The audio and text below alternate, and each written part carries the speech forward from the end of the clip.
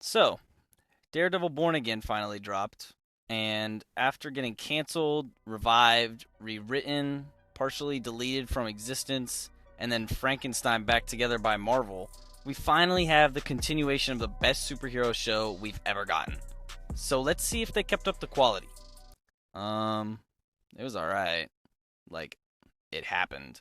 Now, I'm going to talk about the good things first and get into my problems after, but I do want to preface that I know this show went through reshoot hell, and I'm going to take that into account when talking about this show because I know the overhaul crew did their best with what they had. And that firstly makes me want to point out that for a show that's gone through as much as it has, it's paced very well, besides one character that I'll get into later. And there's only one episode this season that doesn't connect to the overarching plot, and that episode is honestly one of my favorites with how entertaining it was, so that says a lot for the rest of the show that actually continues with the main plot. I also am really enjoying where the show is going. It really starts to put Fisk and Vanessa on a bigger scale to make it seem like, oh shit, these guys are a real problem now. Which is a small issue because it begs the question of where are all the other heroes like Spider-Man, Doctor Strange, Kate Bishop, and etc. Like, I know for Spider-Man, there's the whole Sony rights issue, but it's just hard to imagine that all these heroes are just sleeping on the job. But for the main plot and character development between Matt and Fisk, it does a great job at reintroducing these characters in a well thought out, continued storyline from where we left off in season 3 of the Netflix show. Now, I want to talk about the action. The choreography, chef's kiss. Mwah.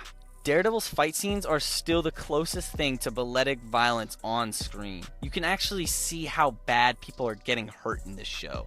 And the MCU desperately needs some more of this because this, I can see it about as much as Daredevil can in these scenes. People get fucked up and injured when they fight. Like, help me to try and see that. Anyway, I will say the cinematography does leave a bit to be desired here, but the show overall keeps that same Netflix Daredevil feel. And there is some good camera work in the show. You can tell they wanted to show off a little bit, give this show some sauce, and I like that. Most of the MCU shows all have the same vibe. No sauce, just plain noodles expecting you to watch, care, and like them for the characters they are adapting.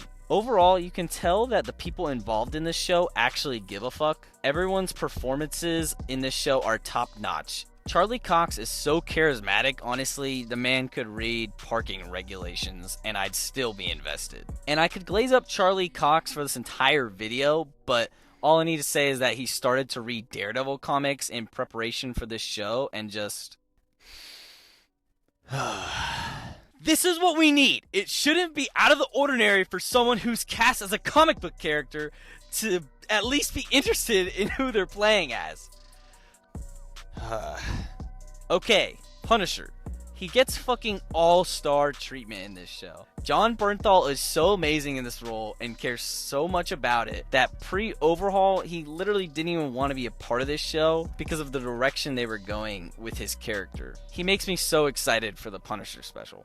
As I was saying, it's nice to see when people give a fuck about who they're playing as. And everybody else's performances in this show are fabulous. Returning characters act like they never left, and new characters exist for the most part.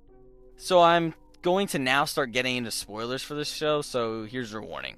This is where my problems start to arise with this show. I do enjoy the new characters, but it's hard to not feel like they aren't exact replacements of characters from the original show.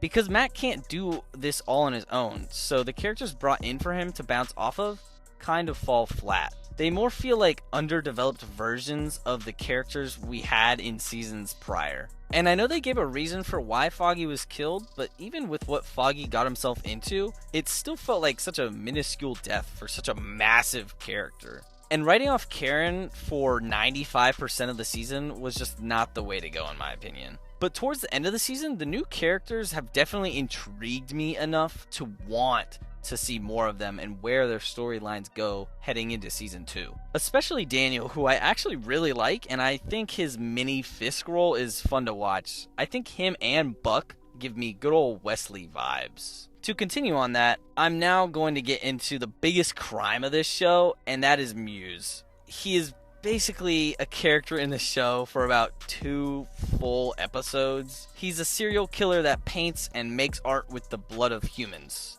But beyond that, in Taekwondo, nothing. They fucking kill him off. And if they don't make an effort to bring him back in some way, I can't take this as anything other than a waste of a character. They didn't adapt him correctly like how he is in the comics. He's just a regular guy in this show. The coolest part about him is the fact that Matt can't sense him. That would be so interesting to see how Matt adapts to that. Anyway, I'm sure they'll bring him back, but I couldn't ignore that. I just think that they should have introduced him later and focused more on the main plot so that we could actually resolve something in this show. The main reason I'm more of a mid-score on this show, and especially the finale, is because it doesn't feel like anything got finished, only setting up stuff for what I'm sure is going to be a banger season 2. The point of a finale is to finish and wrap up stuff for the season, and I'm not going to give this show too much shit because of everything that happened to the production of it, but I think this would have been an amazing mid-season finale.